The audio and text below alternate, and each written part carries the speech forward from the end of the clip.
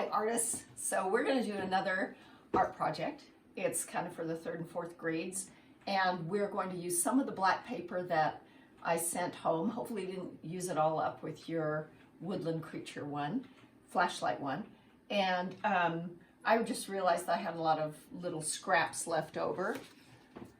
So I thought the next thing that we try to figure out in our elements of art is shape and color.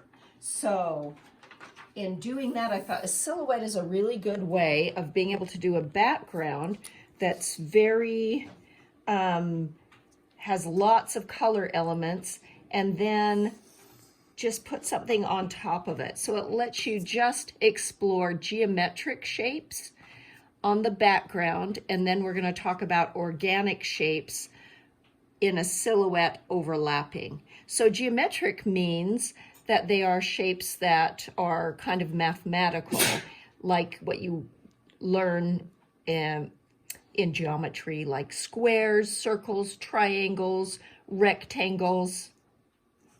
And what we are going to do just to start is kind of make a border, because I think that border looks kind of neat on the one that I was doing as an example. So I just used the ruler kind of to get a border and a pencil to start me on the way. So if I'm thinking of doing geometric shapes, I just start doing some straight lines in different ways. And maybe I use a diagonal line and I go through that in a certain way. So I'm just kind of building some different shapes that are very kind of geometric.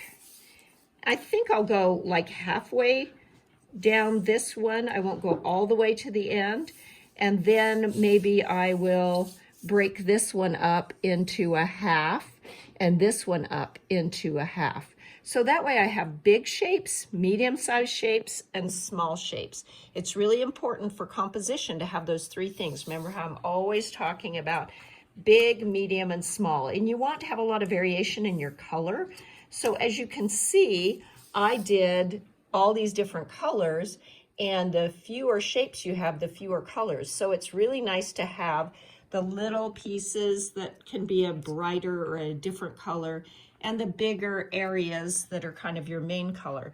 Now you can see in this color choices, I have picked all contiguous colors, colors that are all in the warm palette and that are all kind of associated with yellow, the primary color yellow, even into red, kind of reddish, not bright red.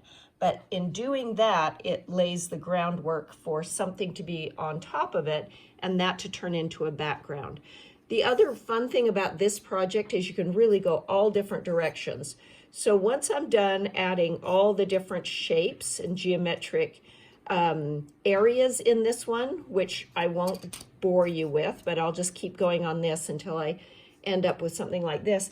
You can go all different directions with materials. So materials are what you make the art with.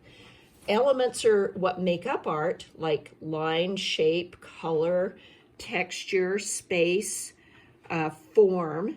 But what you make the art with is your material. So that can be, in this case, we can use Sharpies, we can use colored pencils, we can use oil pastels, or I did mine with crayon. And chalk is another good one. And you can even mix them. So this time I thought I'd kind of give you an idea of what it would be like to use a Sharpie to do the outlines. And you'll do this way more carefully than I will, and use your ruler if you want, and make sure you have all those really cool lines, very straight and geometric. Maybe I'll put a triangle one in there and leave one really big. Remember, you have to leave some big spaces, big, medium, small. So once I get that all done, I thought I would kind of experiment with doing some chalk. The fun thing about chalk and Sharpie is that you can go right up against the Sharpie and it'll show through. And the other fun thing about chalk that you guys probably discovered in some other years when we worked it is with it is that you can layer the colors, and I always find colors more interesting if you layer two colors together rather than just stick with one. And so I don't have to really be careful about going all the way to the edge when I lay my pigment down. That pigment means color. I just lay it down and then use my finger, one of the best art tools, to really fill in that blank. And when I do a darker color like that, it's often really fun to experiment with white over it, so that lightens it right up. And those become just really neat looking colors because they're so pastel-y and they're so kind of cool. So I put two colors there, and now I'm going to smear them together. What I don't want to do is end up with two colors that are too similar together.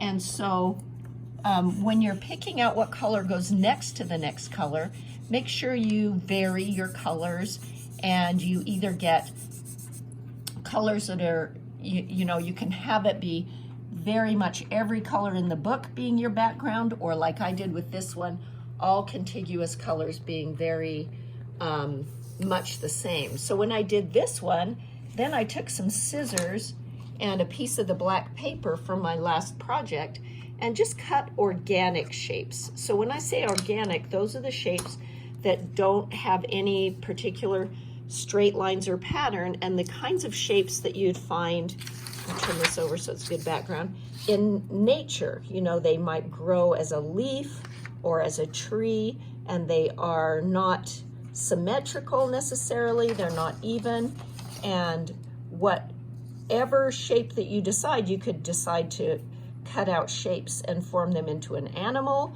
or a plant or a whatever it is. I want it to be kind of an organic edge and something that is opposite of what we're doing here. So what I did, I'll just show you kind of how I built my shapes. I found that shape and I went, oh, that kind of looks like a body.